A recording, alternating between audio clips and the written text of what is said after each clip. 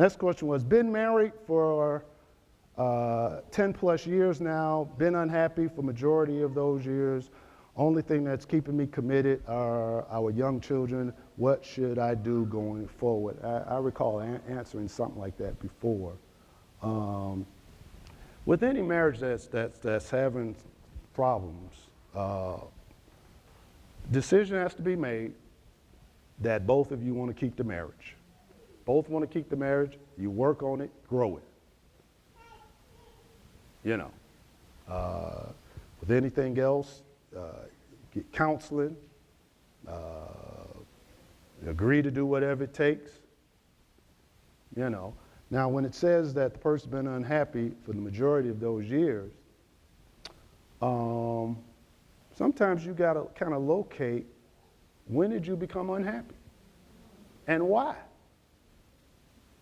Sometimes, and I'm not saying all the time, sometimes people get unhappy that had nothing to do with the spouse. You know, brother, man, the husband, he was cool with one kid, but then when that second one came, that involved more money and more of his time.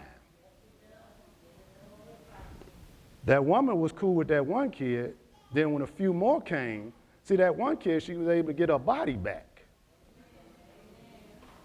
She couldn't bounce back so fast after 2 and 3. Now she's unhappy. So it's not necessarily always the unhappiness as a result of the other.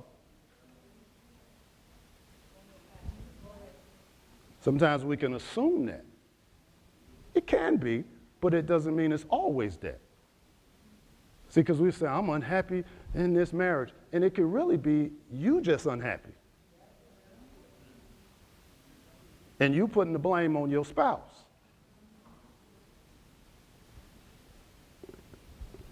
Ibobo Shandao. All right? You know, so really, sometimes you just got to locate, okay, what happened here? You know, sometimes, you know, and based on the question to say, 10 you've been happy in the majority, okay, obviously that was a part where you were happy. So now when did it start taking that turn?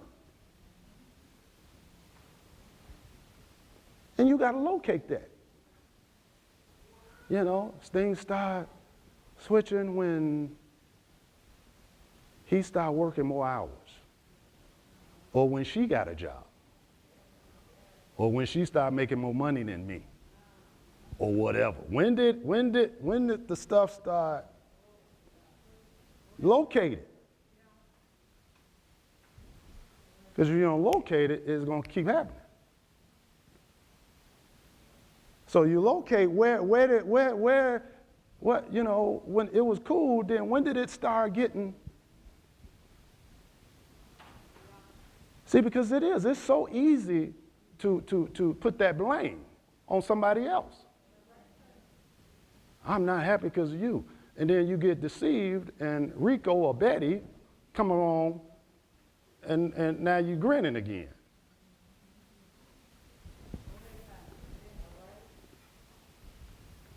All right? But that could be, and if not, both agreeing, okay, we're going to work on this. Let's get some intense counseling, and we're going to do whatever it takes.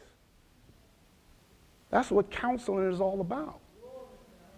See, it's not always just about throwing out a bunch of scriptures. That's what intense counseling is about. And sometimes sometimes you have to do some self-count. It's what I call self-inventory. We all need to do that from time to time on our own selves. You know.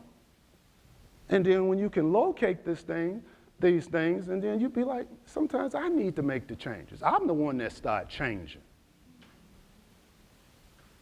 And maybe my spouse didn't know how to adapt to this all of a sudden change.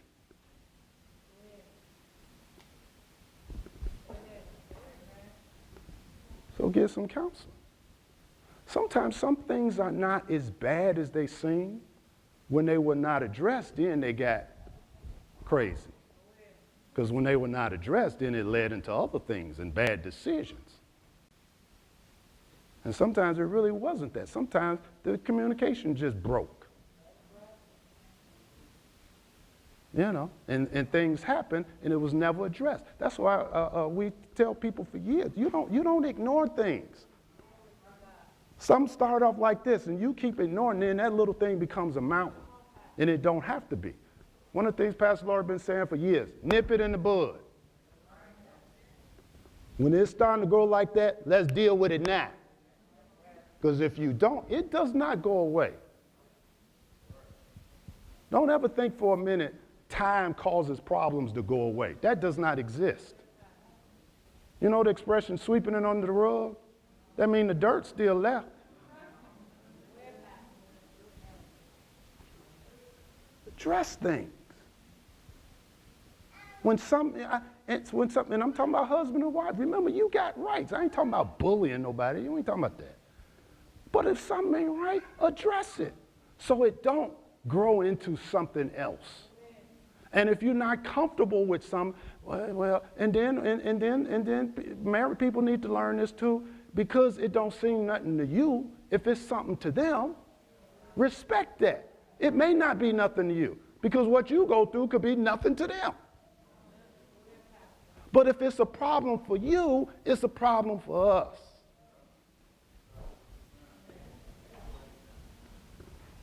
All right?